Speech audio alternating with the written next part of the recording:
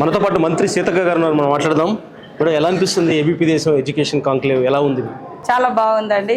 అందరికీ అర్థం కావాలి, లైఫ్ స్టోరీస్ కానీ ఇన్స్పిరేషన్ కానీ లేదా ప్రతి చోట అనుభవం అనేది ఉండాలి. ఇతరులకు తెలిసింది ఇప్పుడు మీరు పెట్టే ఈ కాంక్లేవ్ ద్వారా ఇంకా వందల మందికి తెలుస్తుంది. కాబట్టి తెలుసుకోవడం అనేది నిరంతర ప్రక్రియ, సాధన. ఎందుకంటే చెప్పేవాళ్ళు కాదు, వినేవాళ్ళు కూడా అవసరము.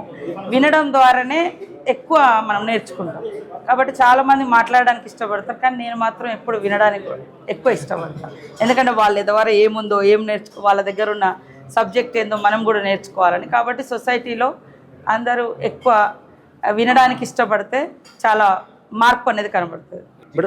మేడం ఎక్కువ టైం తీసుకోండి మీ దగ్గర. ఫైనల్గా నా ప్రశ్న, చాలామంది రాజకీయాల్లోకి వచ్చిన తర్వాత రిలాక్స్ అయిపోతుంటారు, కానీ మీరు డాక్టరేట్ సాధించే వరకు కూడా చదివారు. మీరు ఎందుకు అంత ఇష్టం మీకు చదువు అంటే? అడవుల నుంచి వచ్చి మంత్రి కావడమే అక్కడికి ఒక ట్రెండ్ సెట్ చేశారు, ఆ తర్వాత మళ్ళీ మీరు డాక్టరేట్ సాధించారు. ఎందుకు అంత ఇష్టం చదువు అంటే? నేను జీవితంలో పెద్ద లక్ష్యం పెట్టుకొని ఉద్యమాల్లోకి వెళ్ళాను. విప్లవోద్యమంలో, సమాజంలో పూర్తిగా పేదరిక నిర్మూలన, ఇట్లాంటివి చాలా డ్రీమ్స్ ఉండేది. సో దాంట్లో సక్సెస్ కాలేకపోయినాం.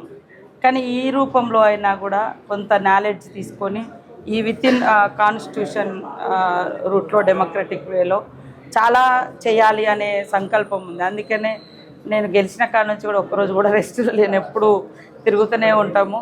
ఎందుకంటే చాలా చేయాలనే ఆ కోరిక. ఎందుకంటే అక్కడి నుంచి వచ్చినాము, ఆ లైఫ్ నుంచి వచ్చినాము. అక్కడ ఏళ్ళ కొద్ది ఫారెస్ట్లో జీవించినాము, దగ్గర నుంచి అనేక మంది జీవితాలను చూసినాము. ఆ జీవితాలలో మార్పు తీసుకురావాలని అప్పుడు వేరే రూట్లో ట్రై చేసినాము. ఇప్పుడు డెమోక్రటిక్ వేలో వితిన్ ఫ్రేమ్వర్క్లో చేస్తున్నాం. కాబట్టి చాలా చాలా చేయాలనేటువంటి తపనతో పరిగెడుతున్నాం. వాస్తవం యువతకి ఏం చెప్పబోతున్నారు మేడం ఫైనల్గా మీ మాటగా? యువత వాస్తవానికి జల్సాలు, పర్సనల్ అది కాకుండా మంచి నాలెడ్జ్, చదువుకోవడము, క్రమశిక్షణ, అదేవిధంగా ఆ కమిట్మెంట్, కరేజ్ ఉండాలి. చిన్న చిన్న ఏదైనా ప్రాబ్లం రాగానే సూసైడ్ వైపు పరిగెడతారు, లేదా ఇంట్లో నుంచి వదిలేసిపోతారు, లేదా నాకు ఎక్కడ లేని కష్టం వచ్చిందని డ్రింక్ అడిక్ట్ అది అవుతూ ఉంటారు. అది తప్పు. ఒక కష్టం వస్తే నువ్వు ఇంకా కష్టపడి ఆ కష్టాన్ని ఛేదించాలి. కష్టం వచ్చిందని కన్నీళ్ళు పెట్టుకోవడము, లేదా ఆ సమస్య నుంచి పారిపోవడము, లేదా ఇంకొక కష్టాన్ని కొని తెచ్చుకోవడం లైఫ్లో కరెక్ట్ కాదు.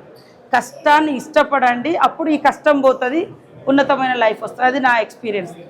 Super madam, thank you so much. మొత్తానికి మంత్రి గారు ఒకటే చెప్తున్నారు, కష్టం వస్తే భయపడకండి, ఇంకా కష్టపడి జీవితంలో ముందుకు ఎదగండి అని చెప్పి కూడా సీతక్క చెప్తున్నారు. శేష ఏపీ దేశం, హైదరాబాద్.